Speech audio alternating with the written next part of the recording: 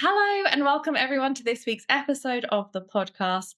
This week is a very exciting one because our very own Anna Campbell, who many of you will know and love, has released her own book and it is incredible. I have a copy of it here with me. It is called The Good Girl Rebellion and Anna's got it too. And I'm just so proud of you, Anna. This is an incredible book. Mine only arrived last night, but I've read most of it already and it is brilliant. And we're going to have a talk about a lot of the concepts inside the book, who it's for, what it's going to be useful for. And I love so much of it. But let's start at the beginning. What is the Good Girl Rebellion, Anna? Mm. Oh, it's such a funny thing to be talking about on here. I'm so happy. Thank you for bringing me on to talk about this one because, yes, it's been one of those things that's been a long time in the making. So, the Good Girl Rebellion is a movement to help women who are brilliant at prioritizing absolutely everyone else, but they want to build a business for themselves. And I found it was very specific to personality. So I have been working for you, Jess, since 2012. It's a long old time, and been learning so much about building a business and all of that. Um, and I found that I just kind of needed a different approach to doing it myself Mm, because I think that the way that we tick, I guess, that our personality is really important part of it. mm, And I found that I'd watch webinars and I'd read books and I'd listen to podcasts and I'd be like, oh, that all makes loads of sense. And then that approach just didn't work for me because it's like, why is this not working? I know what to do. I've seen how to build a business. Why can't I do it?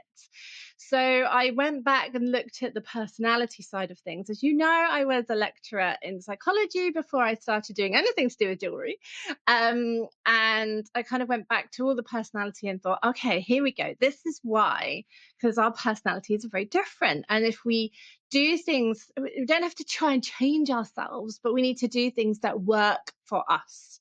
And I think that's the kind of the key factor, and that's really why I wrote the book, because I'm like, oh my god, I've worked it out. This is why it didn't work for me for so many years, and now it's here. So yeah. it's really for those people who really resonate with that and are kind of like, oh yeah, I'm the same. I'm great when it's somebody else's deadline, but as soon as I try and put my own deadline in, I can't do it. That's very interesting that you discovered that for yourself. And also, I think it's very liberating, isn't it? Because you're right, there's people teach things in all different ways, and Yeah, people teach based on their experience of what's worked for them. And they're like, oh, I've cracked the formula. This is how you do it. And other people like them will be like, great, yes, this is how we all do it. But if you've got a different personality, or it's very probably quite complex set of circumstances, we both talk about, early upbringing and how that affects us in terms of yeah, just characters. And then it's like you can feel really demotivated, can't you? Because you're like, everyone's telling me what to do. It sounds like a great idea. I'm trying it and I'm failing. And I think that's yeah. really upsetting. And so I'm glad you persevered and found something that worked for you. So tell us about this personality type, the good girl personality you call it. How would we know if we are one? Yeah. So I think the key thing, and the thing that when I talk to people, the thing that kind of lights them up is like absolutely brilliant employee, actually really good at working. I mean, you can just have to nod and say, yes, I'm great. But um, but really good at prioritizing everyone else, and your own priorities kind of always end up at the bottom of the list. It's really hard to push them to the top, even when we're really motivated, we really want to do it. There's just something weird about that. It's just a kind of a weird disconnect around it. um, I've got a personality quiz actually that people can take, and I'll put a list. I'll put that in the show notes. But we tend to have very high empathy. We're really good at thinking about what other people want and what other people need, and that makes us really good at business too, because it means we can be, come up with a really great idea or a product or whatever we've got. tend to be really reliable. If we say we're going to do something for someone else, we'll do it. But for some reason, we'll let ourselves down. We tend to have very high integrity. So again, I think because we have very high empathy, we thinking about other people a lot. And if we say we're going to do something, we do it. And we want to right by people. Tend to be very good at collaborating as well. Tend to not be very good at self care. We need to be, again, we're prioritizing other people and not necessarily thinking about ourselves. So hopefully, people who are listening might be going, "Oh yeah, that might be me." Yeah, and I think there's something about you talk in the book, I'm sure at some point about like what were you like in school and did you always Yeah, get the assignments in on time? And I think that's an interesting analogy in terms of were you quite quiet and just sat in the corner, just got on with everything and did well. And but you also talk about that you're not perfect either, and that it can be easy to think that that means you have to be good at everything. You don't have to be good at everything to be a good gal, do you? yeah. It's slightly more nuanced than that. I think that's true. I think one of the easy ways to think about it is around like how were you at school? Like what were you like? Did you generally just kind of just got on with it? As you say, it doesn't necessarily mean you were particularly academic or particularly sporty. You might have been, but you might not have been. But you basically handed your work in on time and you just got on with it. And that didn't mean that you were a saint or anything like that, but that you weren't the person at the front of the class with your hand up and always asking loads and loads and loads and loads and loads of questions, and you weren't the rebellious one at the back of the classroom. You're somewhere in the middle. And I think also another thing that I find interesting is it's not that we would do our homework immediately. I was very much a kind of homework on a Sunday night person, like, but I would always do it and I would always get it done and I would always hand it in on time. So I think it isn't about being, like you say, a kind of like a goody two shoes kind of person, but it's more about, I think it was a kind of respect in Yeah. terms of, you would be respectful of the other people in your class and also of your teachers and things like that. It's that vibe more than being goody goody. That makes sense. And I think you're right that those traits are so useful in a business, like being reliable, having some structure, even if you go up right up to the deadline, like still submitting it, being respectful, having empathy, and all those things. But maybe the bit that I see a lot in business owners that isn't there is like this real tenacity to be like, I'm going to put myself out there. Even if other people don't like it, that kind of like little section. I know you talk about that in the book as well.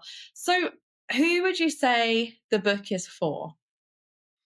So I think it's very much for people who either are ready to start a business, so who have got some ideas. So for us talking about this here, it will likely be jewelers or jewelry designers or whatever, or maybe who have started a business and you're kind of in that in between stage of starting the business and having it so that you've got that income that you can quit the day job. It's that gap, I think, that many of us struggle in.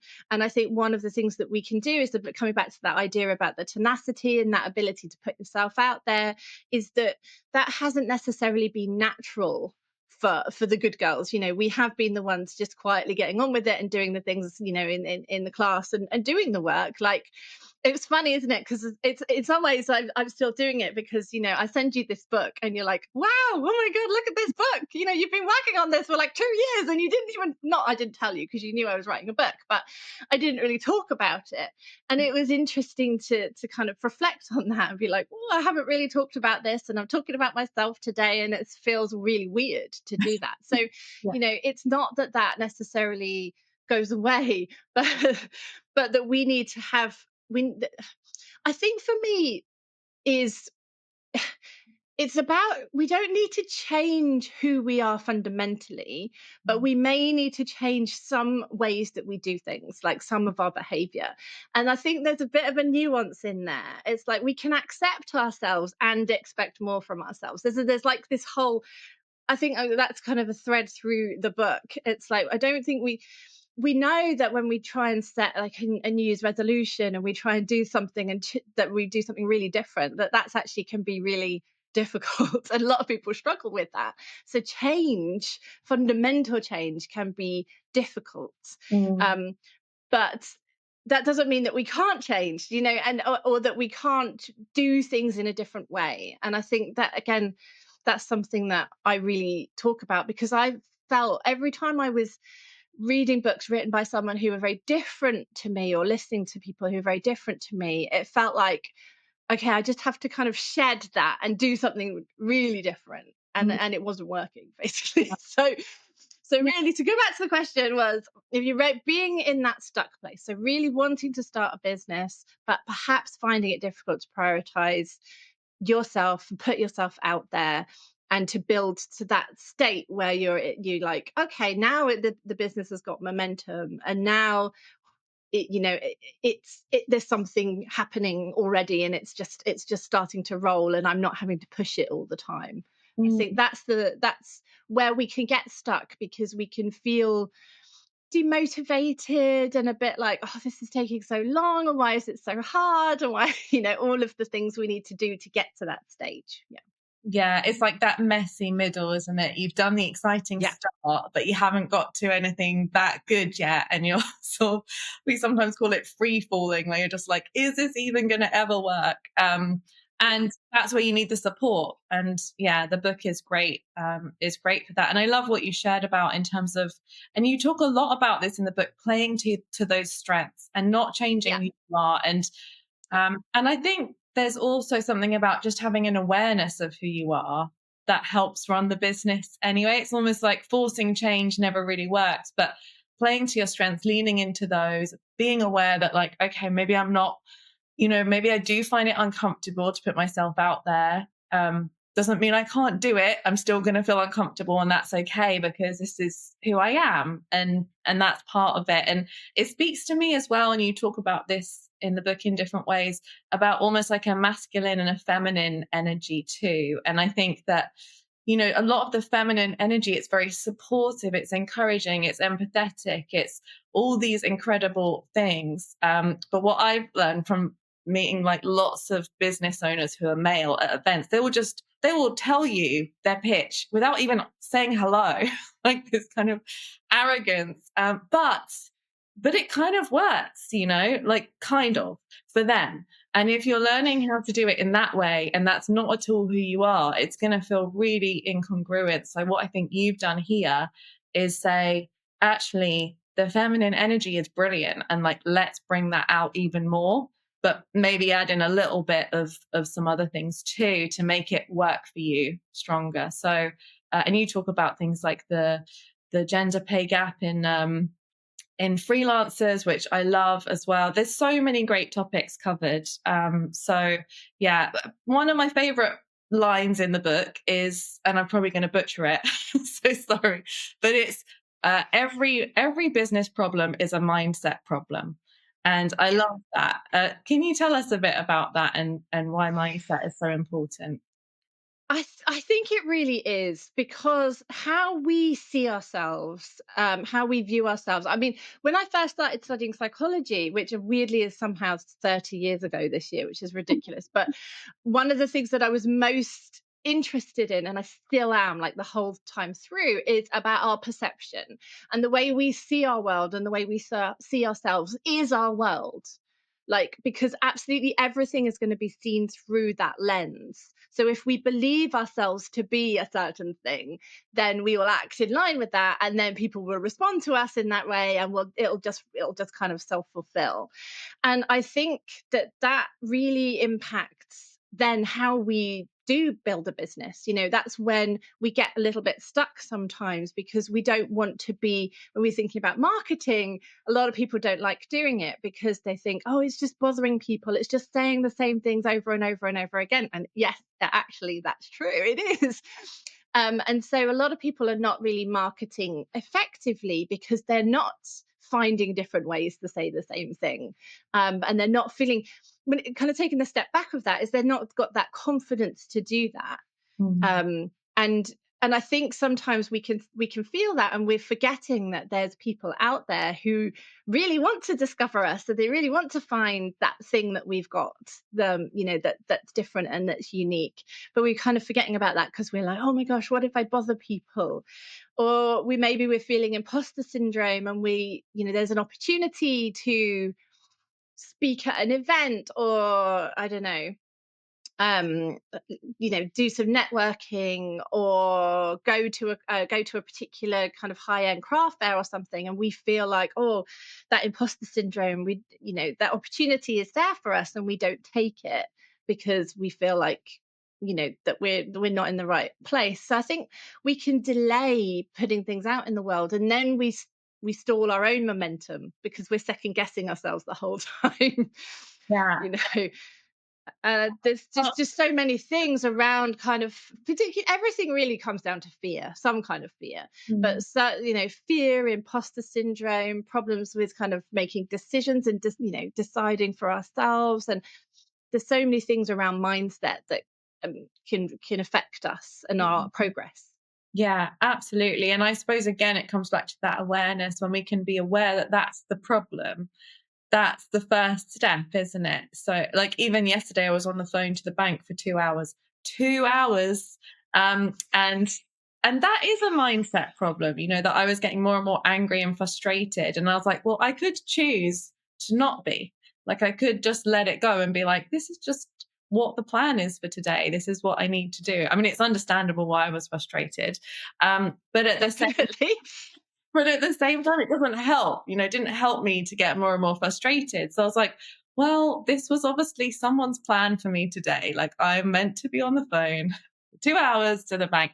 And it did get resolved in the end, thankfully, with lots of different people helping, which I'm super grateful for. And I think when we can see, yeah, I just love that idea of seeing every problem as a mindset problem. It's like, what can I do within my mindset? How can I shift even just 1% to let this go a bit? And yeah, I'm gonna use that. So thanks, Anna. I think as well, I think the thing that's interesting is that whenever we're kind of growing, we're almost like spiraling upwards. So at every stage there's imposter syndrome. It's like, oh, here we go again. I'm now at the next level, and now these are the new opportunities that I've got, and oh, am I the right person for this opportunity? And then you get through that one and you work through it, and then you're like, oh, up to the next one. It's that pushing slightly out of our comfort zone, because I think that's the only place we grow, is Mm, when we don't have to be like way out straight away. It's about moving, one step at a time out. But like you mm, say, I think that is that key part to it. And I think a lot of people are thinking about, I need to find my products, I need to do my marketing, I need to build a website, and they're not necessarily taking that step back and thinking about mindset. And that's why, back to the psychology background, that's why I and the personality thing, I think it's just so, so important. And I think we need to use it on a daily basis, like while we're doing all the other things, don't we? Which is great. And something, as you were talking, I was thinking about the book that I think will really resonate with people. It's a business book, and it teaches a lot of content, and it's really useful content. But I also found it very gentle. So a lot of the business books that I've read, I'm getting anxiety while I'm reading them, like, oh my gosh, I need to do all these things before 5 a.m. Otherwise, I'm not good enough, and there are good things in those books because it's highly motivational. But Yeah. motivation on its own can create kind of anxiety, at least in me, because I'm just like, I've got to do so much now. Like, it's like a Tuesday at 10 a.m. How do I solve the world? Whereas reading your book, how I felt it was like calm and warm and supportive. And I think that's a really nice thing, a nice quality that it's gonna bring to people. So yeah, there's another element in the book where you talk about this idea of just do it, and how which relates to what we've been talking about, like, "Right, just go out there, smash your goals, just do it." And then we're just there like rabbits in headlights, like, what do we just do? Tell us about that and how the Good Gal Rebellion can help sort of soothe. Yeah, I know. Oh gosh, this is something I'm just like, ah. a hill I will die on. One of the things about the structure of the book is that I have Rebel as my acronym. So we start off with our resilient mindset, which we've just talked about, and this one is about everyday action. And I think for me, this is a real issue, and it kind of again goes back to very easy to prioritize other people, very difficult to kind of get our own things done, and set our own deadlines, because for some reason they can move like as much as possible, like they'll move those deadlines. But for our boss, we'd always get things done. So what everyday action I find is a really important part, and I've got like two chapters on it, because I feel like it's one of those things that I personally struggled with, and I thought, okay, well, if I'm struggling with it, then other Mm. people of this personality also struggle with it. Mm. But just do it. The whole kind of Nike, just do it. I mean, it just sounds so obvious. Like, just do it, and you're like, oh, but it isn't. It doesn't work. Annoyingly, it works for some people. Like you just talking about those very, very kind of pushy motivation, go, go, go books. And they can work for us, I think, for a short period of time, and then they don't. Then it kind of wears off, and like you say, you get that anxiety about it. But the problem is, I think, if just did work for everyone, we'd all be just doing everything and getting up at 5 a.m. and everything would be easy, and it's not.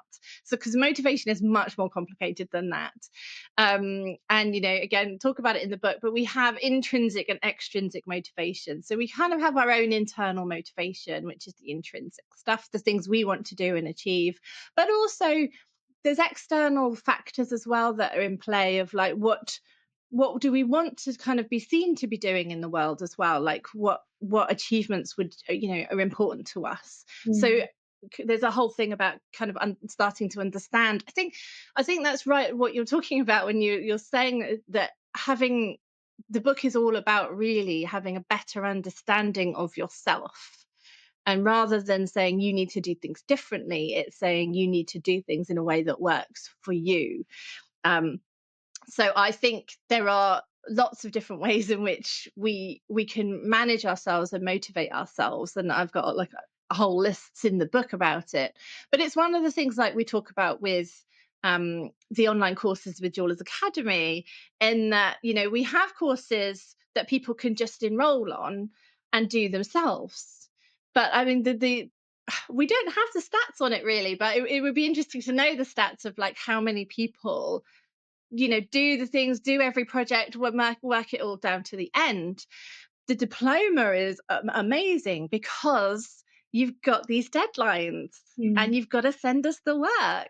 And that's why it works. That's not the only reason it works, but that's one way to help ensure that you do things. It's that external deadline really, really works for a lot of people. Mm. Yeah, absolutely. I remember it reminds me of my PE A level. Oh, goodness me. Oh, I didn't do that. Oh, Oh, yeah, my God. Even A level? I know it was really hard because it was like to be like physically fit in like various sports, which Yeah. I wasn't. And then you were meant to be really good at like biology and also the history of all the Olympics and then all this psychology. But it was amazing. I learned a lot. Anyway, they made us all do like a plank for as long as we could. And they tested us. And I was like, I'm out already. And they put the time in. And I'm very intrinsically motivated. So I did it for a long time. And then they said, right, now you get this box of Rose's chocolates if you do it for the longest. And then we did it. And the second time round, I did it for less time because actually external pressure makes it worse for me. But a lot of the guys in the class, oh, well, there was mostly guys in the class, but it's not because they're guys necessarily, but because they're Yeah. externally motivated, they did it for more time the second time round to get the chocolates. And then we had this chat about like, how are you? And I was like, if someone's pushing me, I stop. Whereas, Yes. yeah. So how does that work with I mean, you were talking, tell us, how does it work, Hannah? I know. I think that's a really interesting point. And I think when it comes back to the kind of good girl personality stuff, which I would say are not. I think you even mentioned that you're not in the book. Yeah. You may or may not have seen that bit. But because I've worked for you for such a long time, I know you very well, and you know me very well, and how we work. And I think for us, I think that there's this kind of conditioning that's gone on in terms of, when it's our parents, you go to bed at the right time, you do all the things that you're meant to do for your parents, and then you go to school and it's you got to turn up to school at a time and do your work and be quiet and get your homework in. Then we go into the workplace and it's a similar kind of vibe. But I think you have always been a very entrepreneurial kind of person, starting the jewelry school at a young age and working for other people, and even university and things didn't really work for you. It just wasn't, it's not the way that motivates you you Mm, know yeah. and I think for some of us, that external motivation has been has motivated us, having those milestones and those things to get done, and having those deadlines and things is very helpful. But for other people who are much more internally motivated, it can actually be demotivating, because that was almost like a rebellious streak. It's like, no, I'm not going to do it, or no, I don't like roses. I don't I'm want the not. I chocolates. don't want that. Yeah. And so it's Mm. kind of having that understanding of yourself that's the Yeah. key factor, I think, in then knowing how to set things up for your business to Mm. make it work for you. I think that's That the key. makes sense. And I guess it's identifying what is demotivating, because we're going to, Yes. especially as adults, we're going to face all the things. We're going to face external pressures and we're going to need to set internal deadlines. So, how do we, yeah, and you talk about lots of practical ways to do this, how to deal with the shadow side of your personality, the side that is harder to deal with, so that you don't have to avoid it. You don't have to avoid putting yourself out there. You don't have to avoid sticking to your own deadlines. And for me, it would be the opposite. I don't have to avoid something because someone's asked me to do it. So it's quite an interesting point, which brings us on to marketing quite nicely.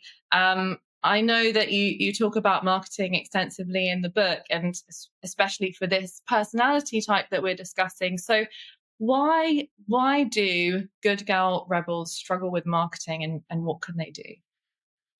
Yeah. So the B in my rebel method is bold marketing, and it is such a big thing. And I think it's where a lot of us fall down. No, not so much me, because I am I work in marketing, so I'm very fortunate in that respect, and I actually really like finding lots of different new ways to say the same thing, which I basically feel like is what marketing is. But I think one of the key things around the good girl personality is that we are so much givers, that's kind of part of who we are, that empathy, that integrity, and all of that side of things, that we are not that open to receiving. Mm. And I feel like that's part of it, because when we're putting our own products out there, and we're saying, oh, buy this, or this is great, or, we're talking about ourselves in that way, I think some people can feel quite uncomfortable about that, because it's about asking for, not, I mean, it's a fair exchange, you're doing the work, and they're paying, we'll get into pricing later, but paying fairly for it. But I think that can be a bit of a sticking point, is that openness to receive.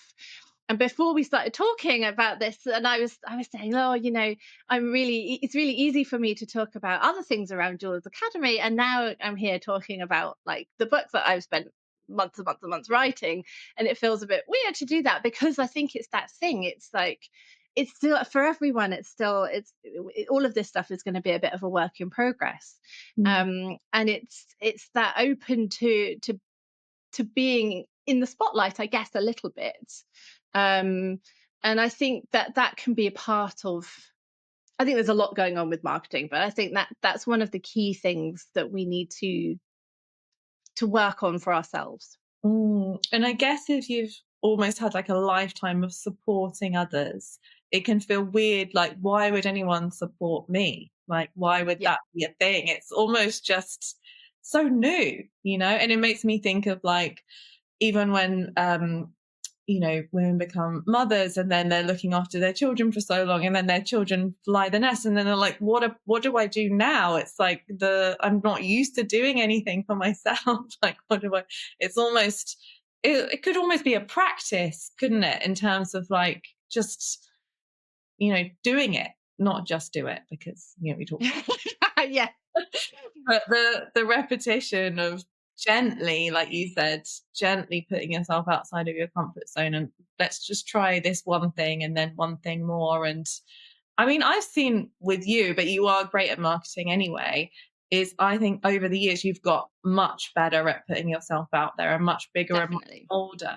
And maybe that's why you're so qualified to write a book like this, because you relate to the early stage of Definitely, yeah. not being able to do these things, but now you do all these things. So no one would look at you and think, oh, you can't, you're unable to do these things.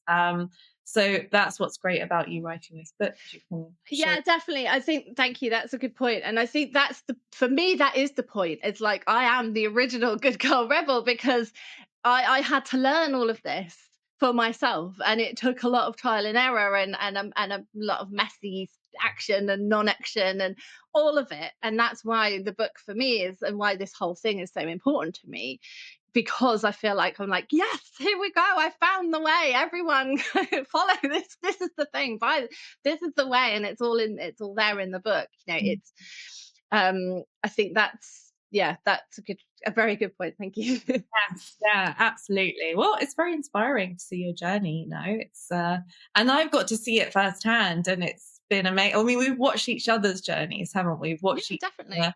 grow up in our different businesses, and learn from each other, and that's been Yeah. amazing. So let's talk about pricing. Tell us Okay. how a good rebel price, and tell us a bit about money. Yeah, so that's the E of my rebel empowered pricing, and there's again a whole chapter around, and we've done a course which again I can link in the show notes of on money mindset and things like that, because this again can be such a stumbling block for everybody, really. I think like at every stage, but I think particularly the good girls, there can be lots of different reasons why we don't feel confident with pricing. Maybe you're at the beginning of your journey and you're like, oh well, I'm not that good at it yet, so I should make sure the pricing reflects that. Or it's like, well, I really enjoy what I do. I see that a lot with jewelers. I really enjoy what I do. That I don't you can enjoy what you do and be paid for it. And I think that feels like it's like, well, if I have a job that is well paid, then I won't like it. I think there's some weird story around that I think we've all internalized slightly, which I think is not true. Um, but yeah, and again, pricing is something that with Jewelers Academy, you've got your brilliant masterclass, which really like properly delves into different kinds of pricing for different types of jewelry. So I'll put that link in too. But for me, the big thing when I was looking at the research is the massive gender pay gap in self-employment. And we know there's a gender pay gap in every country in employment, like in employment. We know this that men are being paid more than women, and even when there are equality laws that have been going on for many decades, it's still the same, and we know that's true. But what's interesting is that it also tracks when we choose our pricing, which I don't think we'll be that surprised about because I think there's just so much around money and money mindset and all of that comes into like when we're pricing. But the research in the UK says that men charge on average 43% more than women for the same thing or a lower quality thing. And in the US, it's 48% for male freelancers. So, this is like something I'm going to do a lot of campaigning on because I think it's such a massive thing. Mm. Because this is where we do have much more choice than we do in employment. We can, if you're working for somebody, the things we can do are different things, and that's not to say we have no control at all, but we have more control over our own pricing, and yet we're still pricing too low. Mm. Um, so it's such a big issue still. It's Yeah. amazing. I'm so glad that you speak about it, because I haven't looked at the stats, but I definitely know it to be true from just Yes. everything Yeah, that I've absolutely. seen, like being in kind of like the business world, but also in the jewelry world, and seeing the differences and how generally men feel about pricing, which is great. They're confident, they believe in their products. If they don't, they pretend that they do. As a general, obviously, I'm generalizing, Yeah. and I do think there's a big legacy thing there, Yeah. passed on from generation to generation. But I love what you shared, which is that we get to make changes here. Yeah. And I think the work that we do around this really matters, for future generations as well. And I know for some Yes. people, they're like, I can't do it for myself, but I can do it for my daughters or whatever, whatever motivates you. Yeah. It is a great thing. And I think what you link back to in the book, and the work that you're helping people do, is the mindset work, because it isn't a case of just do it, just double your prices today, because you're going to want to run and hide, and probably not ever promote your business again if you're forced to just increase things that you don't feel comfortable with.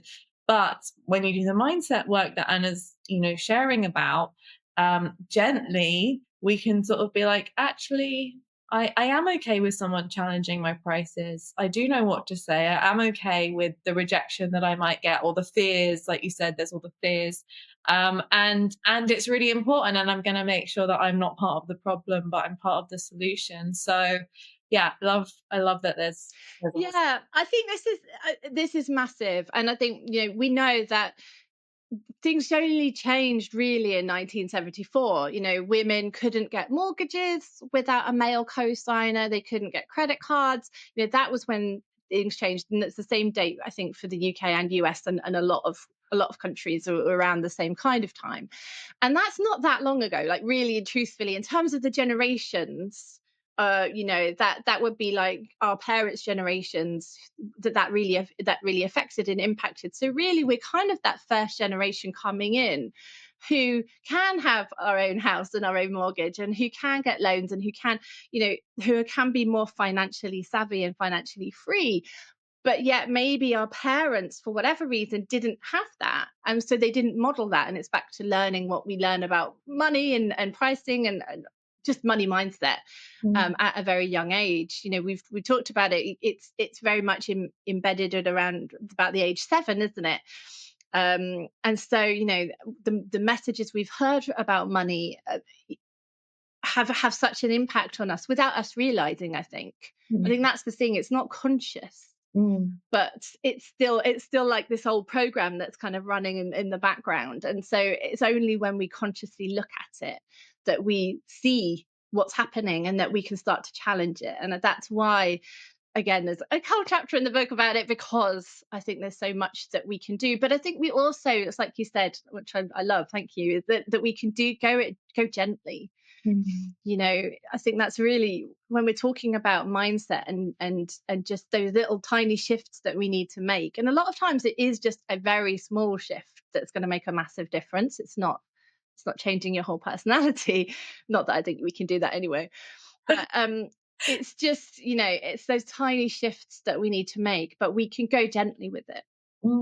absolutely. No, I love that. I think that's going to help a lot of people.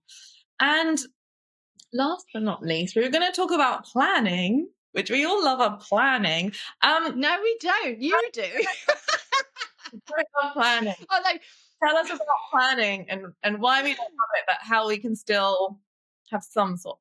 There must be some sort of plan, Anna, surely. yeah, yeah, yeah. No, no, no. That's not true. I think a lot of us love to plan. It's just then we have to actually do the plan. That's Yeah, the gotcha.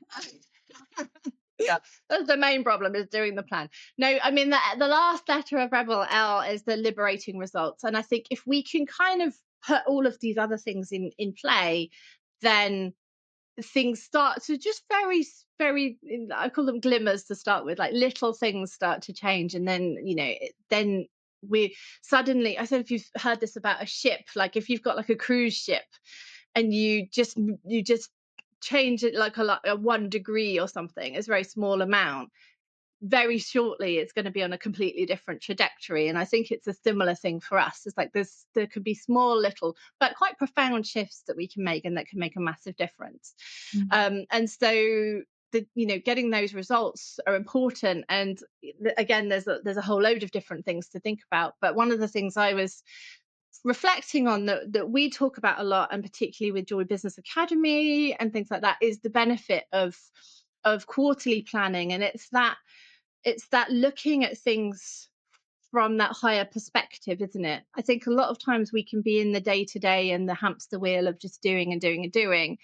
But we need taking that time every 3 months to just do a bit of a bigger view of like, okay, what have we achieved, what has happened here, am I still on the right track, is it still the right track for me, like what do I need to change on that, I think is really important.